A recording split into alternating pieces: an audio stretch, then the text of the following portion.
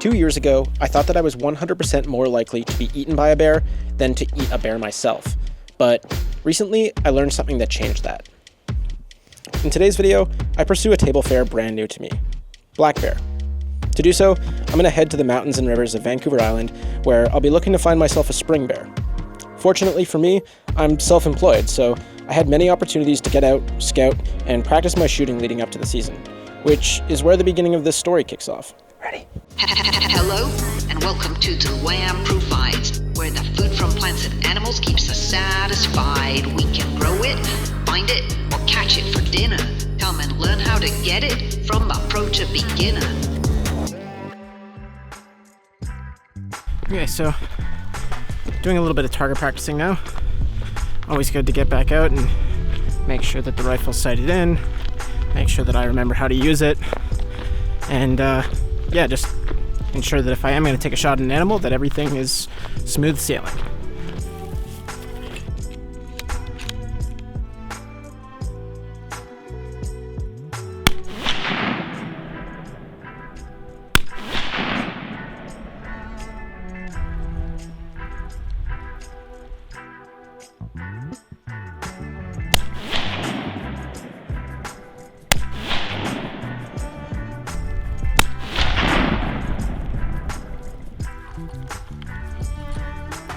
It's hailing. Cool.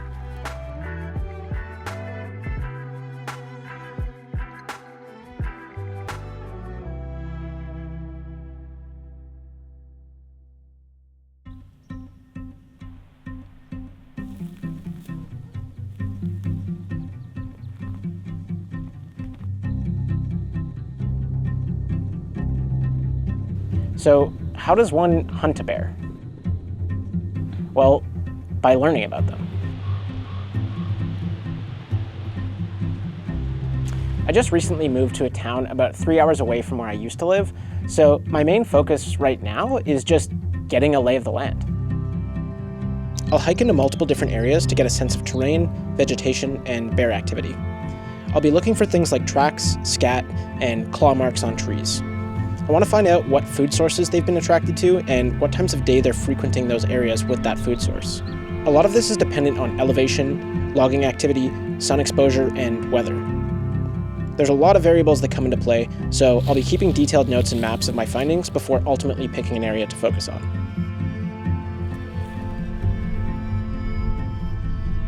So, why go through all of this for a meat that I've never eaten? Well, while it might not be super culturally prominent at this point in time, humans and our ancestors have been consuming bear meat for hundreds of thousands of years. In fact, prior to the agricultural revolution, early human diets consisted primarily of wild game, including bears, which were used for their meat, their fat, and their fur. In many cultures, bears have been revered as symbols of strength, power, and wisdom, and their meat is actually considered a delicacy. In North America, indigenous peoples like the Nuchalneth, whose traditional territory I reside on, hunted and consumed bears for their meat and other resources. The meat was often smoked or salted to preserve it for later consumption. Eating bear meat was actually super popular amongst hunters and trappers in the early 19th century, but soon thereafter experienced a sharp decline when the wild game market disappeared. The industrial livestock operations of the 20th and 21st century brought commercial hunting basically to a complete end. Local butchers stopped carrying bear and deer meat in favor of their industrial livestock counterparts like cows and pigs. It's not all over though, because today people still do consume bear meat, especially in rural areas where hunting is considered a normal way of life. In some areas, there are laws and regulations in place that prohibit the hunting and consumption of bears, but by and large, the main reason people choose not to consume bear meat is for its label as something other than food. I'll be honest, I too did not think of bear meat as something that I would eat up until relatively recently.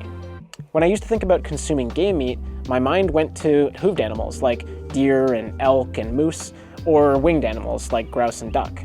I wanted to challenge this conventional mindset by pursuing bears and broadening my palate to something that I wouldn't normally try. So I figured Vancouver Island black bears are probably one of the best types of bears to do it on because they're in such high abundance. If I end up liking the taste of it, then I've secured myself a food source that is highly nutritious, ecologically sustainable and easily obtainable. You know, an incredible edible from an experience that's unforgettable. Whoa. Did I just become the next big thing in rap? Will I actually like bear meat? So many unanswered questions. Tune in.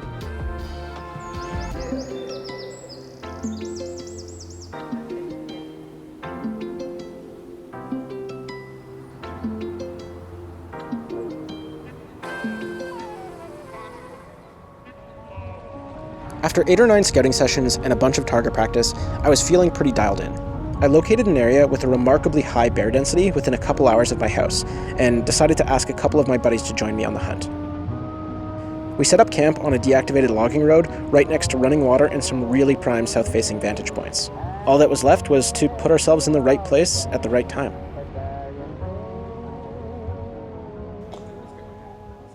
Chris and I have set up camp, as you can see behind us here.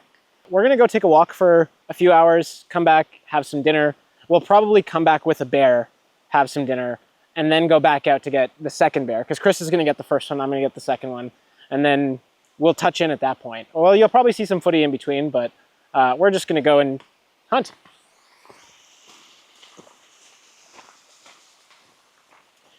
The make-believe. The camera just stayed there. Don't worry about the camera.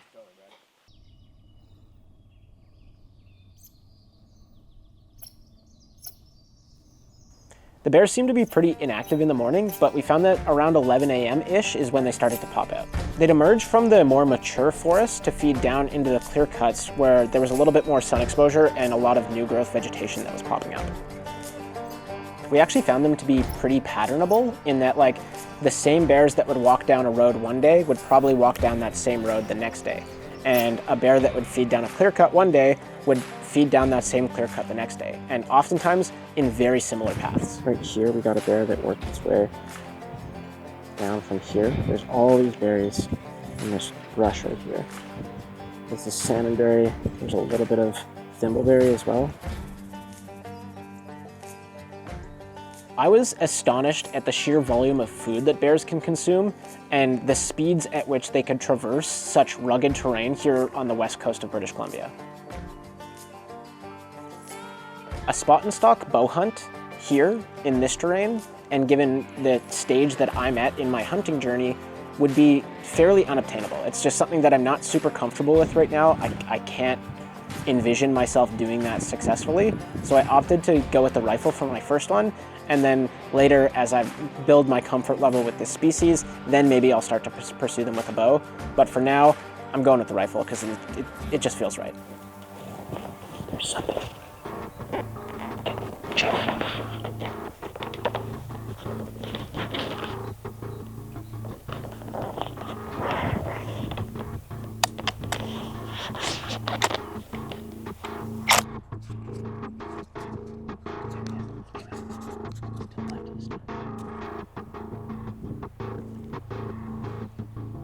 He's coming slightly to the left.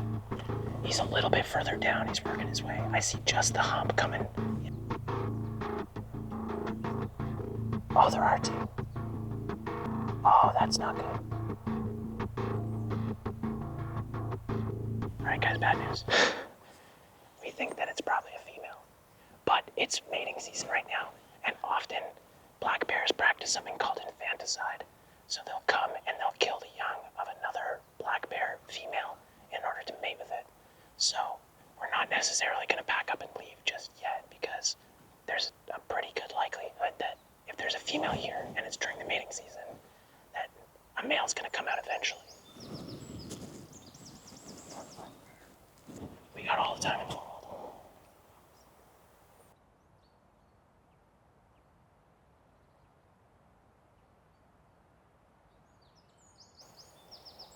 Okay, so we spoke too soon, guys. I don't think this is a female with a cub. This is a male with a female. These are two breeding bears, I think. They're both fairly large.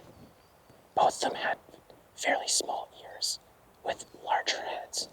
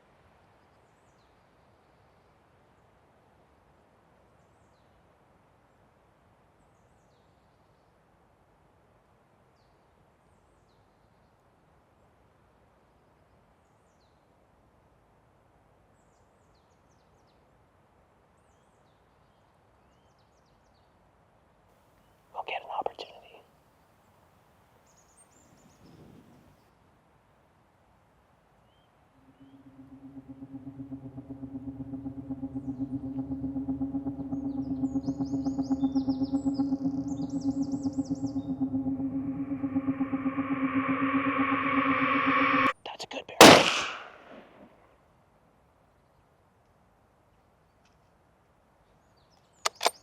I got glass on it.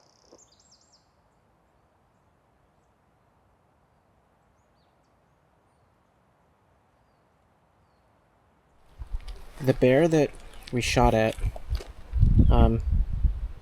the way that it walked away and the way that it was walking through this cut after it was shot, or shot at, it ran at first and then it posted up for like a few minutes and then it just started feeding. And I don't think an injured animal would prioritize feeding. So our guts both say that we didn't hit that animal, which is actually a good thing. We'd rather have it run away not hit than run away hit. So we're just going to take a look at this footage here and see what it looks like.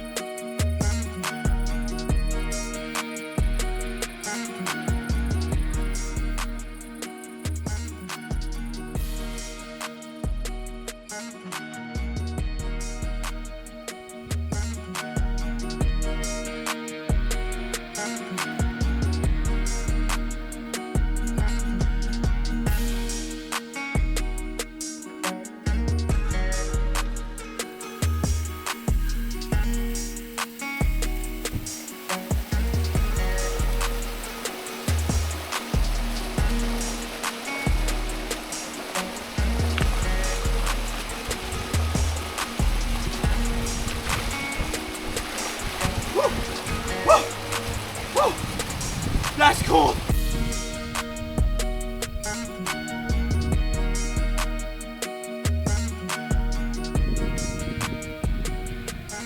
With day 1 under our belts, we had a pretty good idea of where we wanted to focus on day 2. We took the morning pretty slowly and then headed out again in the afternoon. We ripped out a few kilometers from camp and did some target practicing at higher angles.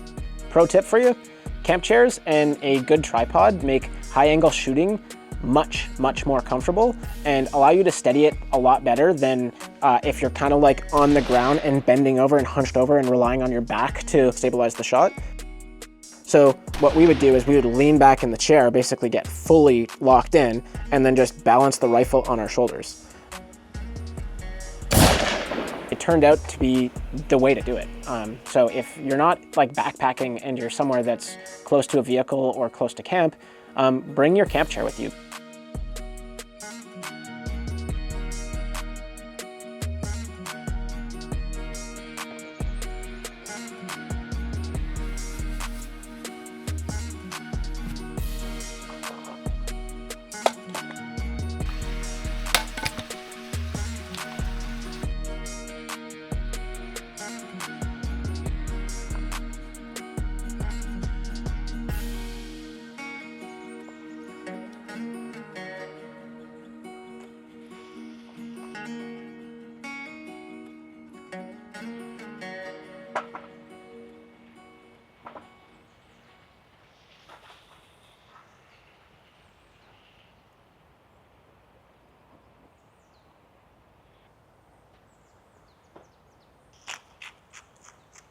I actually hate Reza.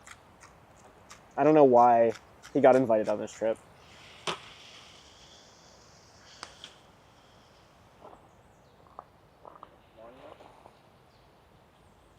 Oh, that was like perfect.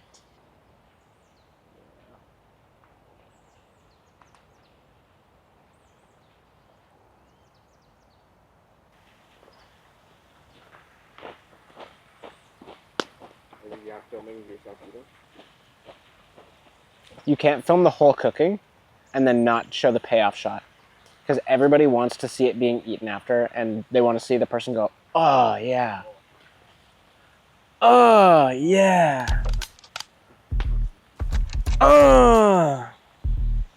That's what the people want. They want eye contact. As luck would have it, just as we were packing our gear up to head out for an evening hunt, we spotted a bear directly from our camp. Chris and Reza grabbed their rifles, I grabbed my cameras, and we jumped into action. Once we confirmed this to be old enough, male, and in a position for a clean, ethical shot, we all agreed it was a shooter. Reza, be ready with the follow-up shot.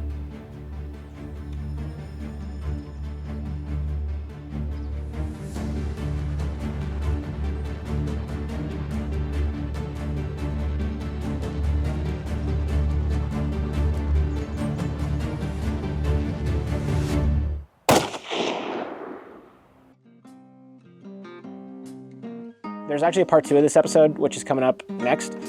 It'll be my next upload, so make sure to stay tuned to see if Chris was successful in his hunt and to see if I was able to connect on a bear myself. In the meantime though, if you're interested in watching some more hunts, make sure to click this link right up here.